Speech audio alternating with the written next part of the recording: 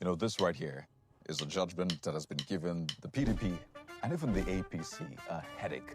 It's a combination of a blast from the past and an offer from afar. I'm sorry, I couldn't help it. But what exactly is the story with this judgment? And what does it say about subversion and terrorism? It's really an interesting story, actually. So let's walk through it together. It all started in the year 2017, when a Nigerian by the name Douglas Egareva sought to get into Canada. And like a lot of people, he decided to apply for inland refugee status. And part of that process is having to put documents to prove who you are, where you're from, and all of your backstory.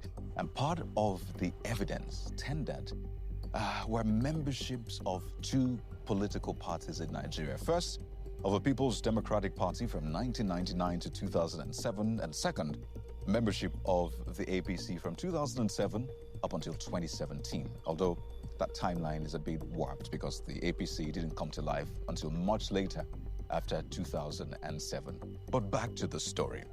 The moment the officials saw his membership of those parties, alerts went on and they said, you know what? We need to look into this application even deeper. But at the first level, the immigration division, that's the ID, said it's okay. It's okay to go. But the Minister of Public Safety and Emergency Preparedness said no. His membership of these two parties are a major issue. So it started with the membership of the People's Democratic Party. And the ministry was able to get evidence, if you check page 4, that actually tagged the People's Democratic Party to political violence and subversion, including ballot stuffing, ballot box snatching, voter intimidation, violence, and even murder of opposition supporters and candidates in 2003 state elections and 2004 local elections. So for that reason, the ministry said, we cannot allow this man coming because he's been a member of this group. And according to our laws, it is dangerous for us. But Mr. Douglas said, I'm not going to take this. So what he did was he escalated this to the federal court for a review. And the court was presided over by Honorable Madam Justice Ngo. And she looked at the case and said, well, I don't think the decision that was made by the Immigration Appeal Division is unreasonable. It sort of makes sense and it's in line with our laws. So we don't think it should come into our country. And that's how the news spread. By the way, this judgment was given on June the 17th. But here we are in August, and this news is causing quite an issue in Nigeria. So what are the lessons here? Well, I should just say on this side that does that court know that a lot of the people who were in the PDP then are now in the APC and ADC? But that's by the way.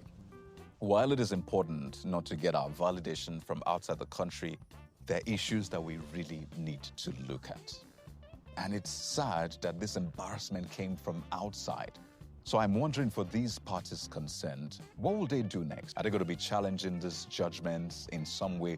Or will they prove this court wrong in future elections by ensuring that we have a free and fair election that is devoid of violence or any of the ballot stuffing or ballot snatching? That is the best way to respond. And just before I go, I'm thinking we may need to also do something quite interesting and start designating electoral violence as subversion and maybe even terrorism.